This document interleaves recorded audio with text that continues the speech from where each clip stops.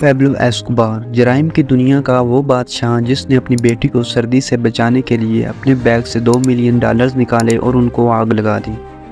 اس انسان کی ایک دن کی کمائی 400 کروڑ سے بھی زیادہ تھی۔ پیبلو ایسکوبار کو لارڈ آف ڈرگز بھی کہا جاتا ہے، جس کی وجہ سے لاکھوں زندگیاں تباہ ہوئیں۔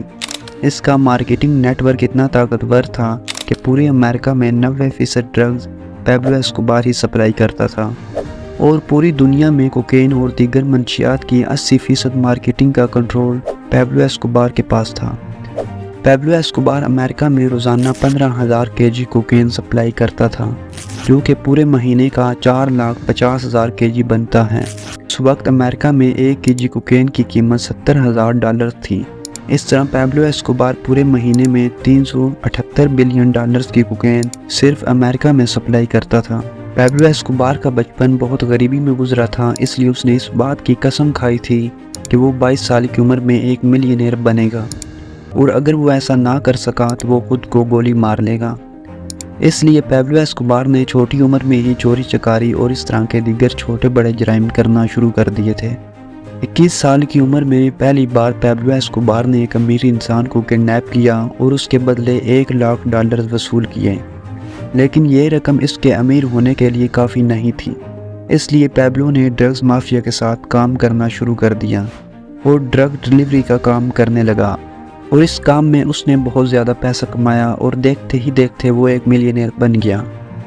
لیکن اب بھی وہ ڈیلیوری کا کام ہی کرتا رہا، لیکن پھر اس کے ساتھ ایک ایسا واقعہ ہوا جس نے اس کی زندگی کو مکمل طور پر بدل دیا۔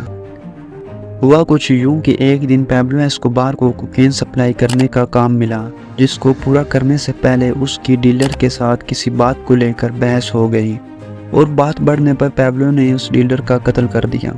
یہ پیبلو کی زندگی کا پہلا قتل تھا۔ پیبلو کوکین لے کر وہاں سے بھاگ گیا۔ اس کوکین کی قیمت 15 کروڑ کے قریب تھی۔ پیبلو کو جب اس کوکین کی قیمت کا اندازہ ہوا تو اسے سمجھ آیا کہ ڈرگ ڈیلیوری تو بہت چھوٹا کام ہے، اصل پیسہ تو کوکین کی سمگلنگ میں ہے۔ اس لیے اس نے چھوٹے بڑے ڈرگ ڈیلرز کو اپنے ساتھ ملایا اور خود کوکین کا بڑے پیمانے پر بزنس سٹارٹ کیا۔ اس نے اس بزنس کے لیے ایک پرائیویٹ آئی لینڈ خریدا اور وہاں کوکین بنانے والی فیکٹریاں بنائیں۔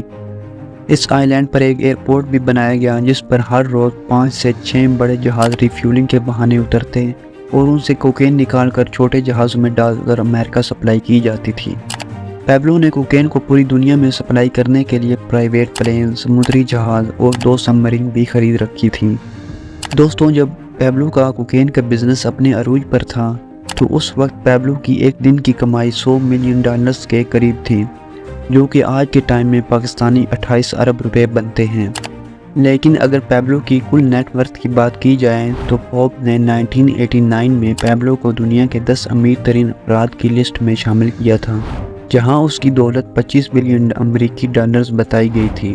لیکن پیبلو کی اصل دولت اس سے کہیں گنا زیادہ تھی۔ اس کی ساری دولت بلیک ہونے کی وجہ سے پیبلو اس دولت کو گوداموں میں رکھتا تھا۔ دوستوں، یہ بات جان کر آپ حیران ہوں گے کہ پیبلو کو اپنے نوٹوں کی گٹھیاں بنانے کے لیے ہر مہینے 2 لاکھ کے ربڑ خریدنے پڑتے تھے۔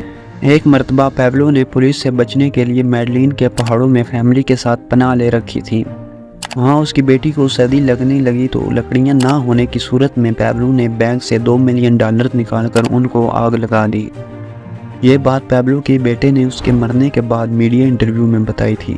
پیبلو ایسکوبار کو ڈرگ سمگلنگ سے روکنے کے لیے جو کوئی بھی سامنے آتا، پیبلو یا تو اس کو رشوت دے کر خرید لیتا یا پھر اس کا قتل کر دیتا۔ دوستوں، پیبلو نے اپنی زندگی میں 4000 سے زیادہ لوگوں کو قتل کیا۔ اس میں 200 ججز اور 1000 سے زیادہ پولیس افسران تھے۔ لیکن پیبلو کے ساتھ بھی کچھ اس طرح ہی ہوا۔ پیبلو ایسکوبار دسمبر 1993 میں پولیس مقابلے میں مارا گیا۔